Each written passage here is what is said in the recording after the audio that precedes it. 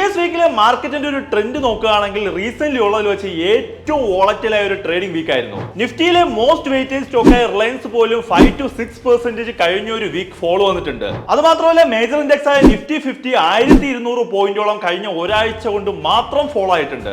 ഈ ബിയറിഷ് ട്രെൻഡിൽ നിന്നും market recover ആവുകയാണെങ്കിൽ പെർഫോം ചെയ്യാൻ സാധ്യതയുള്ള 5 സ്റ്റോക്കുകളെ കുറിച്ച് നമുക്ക് നോക്കാം. First stock is EPL 270 above നമുക്ക് ഈ സ്റ്റോക്കിൽ ഒരു എൻട്രി പ്രിഫർ ചെയ്യാം. Second one is NLC India 290 above നമുക്ക് ഈ സ്റ്റോക്കിൽ ഒരു എൻട്രി പ്രിഫർ ചെയ്യാം. അടുത്ത സ്റ്റോക്ക് ഹിന്ദുസ്ഥാൻ സിങ്ക് 540 എബോവ് നമുക്ക് ഈ സ്റ്റോക്കിൽ ഒരു എൻട്രി പ്രിഫർ ചെയ്യാം.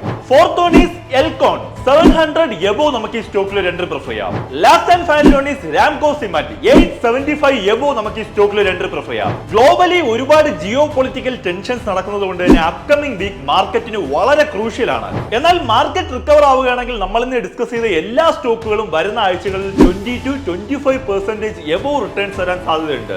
ഈ സ്റ്റോക്കുകളുടെയൊക്കെ ഡീറ്റെയിൽഡ് അനാലിസിസും അതുപോലെ തന്നെ സ്റ്റോപ്പ് ലോസ്, ടാർഗറ്റ് എന്നീ കാര്യങ്ങളും T+1ന്റെ പ്രീമിയം കമ്മ്യൂണിറ്റിയിൽ അപ്ഡേറ്റ് ചെയ്തിട്ടുണ്ട്. T+1ന്റെ പ്രീമിയം കമ്മ്യൂണിറ്റിയിൽ ജോയിൻ ചെയ്ത് ഹൈലി ഇൻഫോർമേറ്റീവ് ട്രേഡ്സ് എടുക്കാനായി comment the word entrade below.